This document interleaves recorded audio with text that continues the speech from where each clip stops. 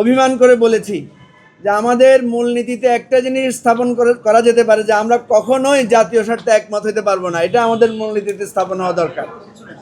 এটা বলেছি যে এই জন্য যে দেখেন নতুন যে প্রস্তাবনাটা দেওয়া হয়েছে সেখানে অতীতে যেগুলো ছিল, ধরেন 4টা মূলনীতি ছিল: গণতন্ত্র, সমাজতন্ত্র, ধর্মনিরপেক্ষতা এবং জাতীয়তাবাদ। আমরা বলেছি দেখেন সমাজতন্ত্রের জায়গায় সাম্য, মানবিক মর্যাদা, সুবিচার, এটা সমাজতন্ত্রকে কভার করে।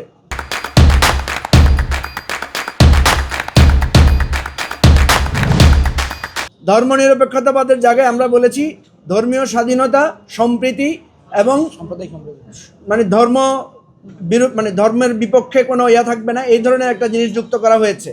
সুতরাং পক্ষপাতহীনতা, মানে ধর্মের নিয়ে পক্ষপাতহীনতা। সুতরাং এত কিছু করার পরও তারপরেও দেখা যাচ্ছে কেউ একমত হতে পারছেন না।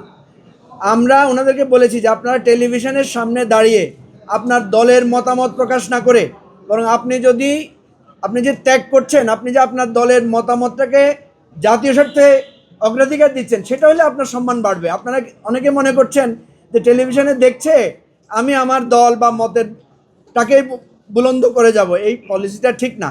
এই জন্য আমরা স্যাক্রিফাইস করতে বলেছি। সর্বশেষ যেটা আলোচনা আপনারা শুনেছেন যে এনসিসিটাকে পরিবর্তন করে এখন এটাকে একটা সাংবিধানিক নিয়োগ কমিটি, খুবই এটাকে আরও স্থূল করা হয়েছে এবং সেখানে কমিটিটাকেও আরও ছোট করা হয়েছে। এই প্রস্তাব যদি মানা না হয় এর চাইতে আর কোনো অর্জন আমাদের হতে পারে না। বেশিরভাগ রাজনৈতিক দল আমরা এটা যুক্তি দিয়ে কথা বলেছি এবং যেই কথাটা এটার বিপক্ষে এসেছে যে নির্বাহী বিভাগের ক্ষমতা হ্রাস হবে, আমরা সেখানে বলেছি নির্বাহী বিভাগের কাজ তো আপনার নির্বাচন কমিশন নিয়োগ দেওয়া না, এগুলো সাংবিধানিক দায়িত্ব, এগুলোকে সবসময় বলা হয়েছে। আমরা সেখানে প্রশ্ন করেছিলাম যে আপনারা তো চান যে এই প্রতিষ্ঠানগুলো নিরপেক্ষ থাকুক, চান কিনা? সবাই বলেছে হ্যাঁ চাই। তো নিরপেক্ষ যদি চান তাহলে একটা কমিটি দিয়ে করলে অসুবিধাটা কোথায়? সুতরাং এটা শুধুমাত্র একটা বাহানা।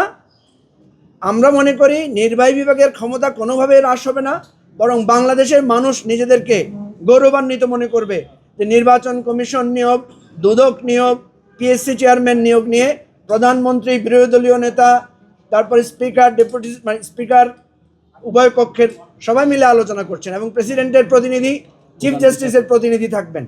এর চাইতে সুন্দর প্রস্তাব আর হতে পারে না। আমরা এখন চাই, দোয়া করেন যে বিকালের মধ্যে যাতে আমরা এটা নিয়ে একমত হয়ে যেতে পারি।